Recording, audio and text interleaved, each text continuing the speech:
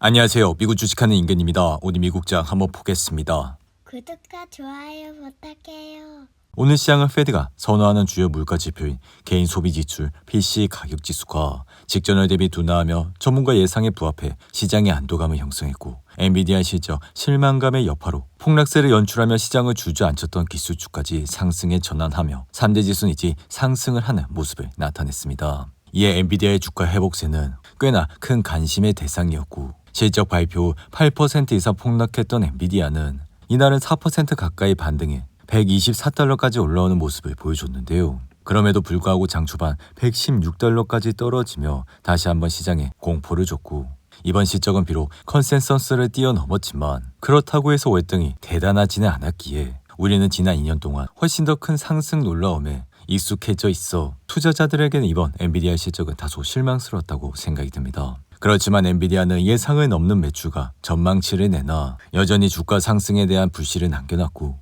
젠스당 역시 이번 컨퍼런스 콜에서 인공지능의 여정을 시작한 지 3년밖에 되지 않아 앞으로 수십 년에 걸려 구축한 컴퓨터 인프라를 현대화하고 이로 인해 지금은 새로운 시대의 시작이 있다고 확신을 한다고 밝혔는데요.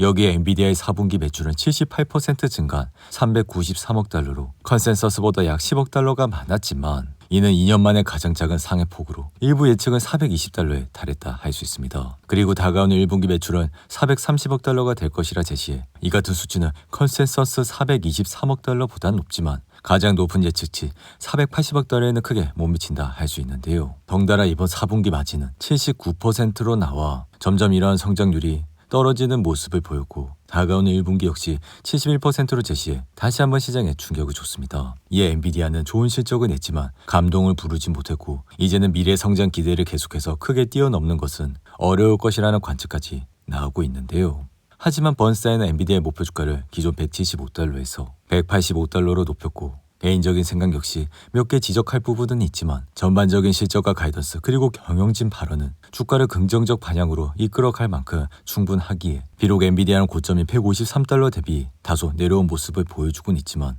앞으로도 꾸준히 우상향을 할 수 있는 그러한 주식이라고 생각이 듭니다. 이어 테슬라 역시 이날 4% 가까이 상승해 단번에 292달러까지 올라왔고, 사실 테슬라가 이날 상승을 하게 된 주요 배경으론 지난해 10월 처음 선보인 무인 택시에 이제는 택시 영업 허가를 신청했기 때문인데요. 이에 테슬라는 택시 운수 영업 허가를 신청했고, 해당 허가는 사업자가 본인 차량을 이용해 직원을 고용하여 택시 영업을 하려면 필수적인 허가라, 자사 차량에 FS를 탑재한 테슬라는 자율주행 기술 개발에 집중하며 지난해 10월 운전대와 핸들, 페달이 없는 무인 택시 사이버캡을 공개하는 모습을 보여줬습니다. 이에 당시 머스크는 운전사 없이 움직이는 무인 택시를 2027년 이전에 대량 생산할 계획이라 밝히며 가격은 3만 달러 미만이라 밝혔는데요. 이에 테슬라 주가는 최근 1차 지지선인 300달러가 무너지며 단번에 280달러대까지 내려왔지만 이날은 다시 반등을 하면서 지지선이었던 300달러를 돌파하기 위해 안간힘을 쓰고 있는데요. 하지만 지금 테슬라의 상황은 머스크의 오너 리스크가 크기에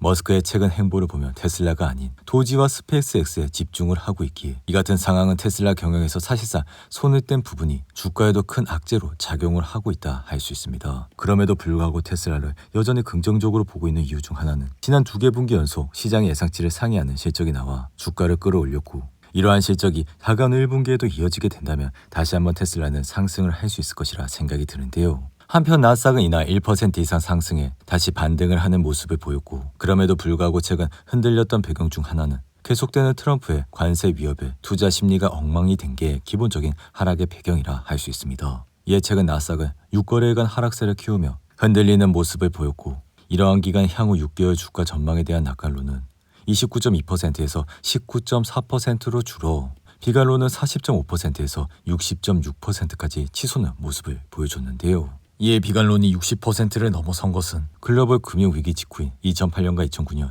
그리고 팬데믹 이후 하락장이 정점에 달하던 2022년 9월과 같이 몇 차례밖에 없어, 그리고 이러한 높은 비관론은 대부분 약세장이 끝나기 몇 주와 몇 달 전에 나왔다 할 수 있습니다.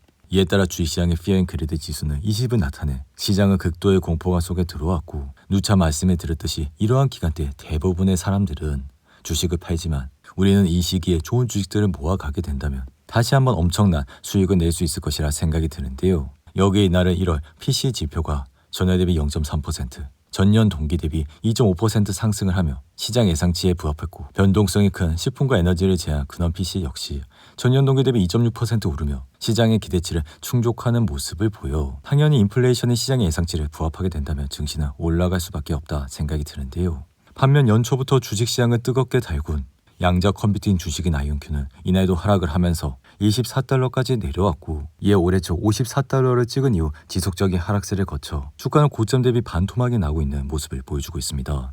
이에 아이온큐가 이렇게 급락을 하게 된 주요 배경은 양자 컴퓨팅 테마라는 이슈도 있었지만 이번 실적 발표에서 시장 예상치를 하회하는 주당 순이익이 나와 이에 주당 순이익은 시장 예상치를 크게 벗어나며 실적이 발표된 이후 주가는 16% 이상 하락을 하는 모습을 보여줬는데요. 이에 구글이 지난해 12월 차체 개발칩인 윌로우를 발표하는 과정에서 양자 컴퓨터가 오류를 줄이는 큰 성과를 보이자 상용화에 대한 기대감이 높아져 아이온큐의 주가는 한 달 사이 24%나 급등을 하는 모습을 보여줬지만 이후 젠슨항이 CES 2025에서 양자 컴퓨터가 나오기까지 앞으로 20년은 걸릴 것이라 밝혀 주가는 그 이후 폭락세를 이어가는 모습을 보여주고 있습니다. 여기에 마크 저커버그는 양자 기술은 진정한 실용적 패러다임과 거리가 꽤 멀다며 다시 한번 양자 컴퓨터 주식들을 흔드는 모습을 보여줬는데요. 이에 누누이 말씀을 드렸지만 이러한 주식들은 굉장히 변동성이 크고 아직까지 돈을 벌고 있지 않아 개인들이 단기 투자를 하기에는 어려운 주식이라 말씀을 드렸고 매출은 매분기 기하급수적으로 증가는 하고 있지만 결국에는 주가가 오르기 위해선 돈을 잘 벌어야 되는 기업으로 바뀌어야 되기 때문에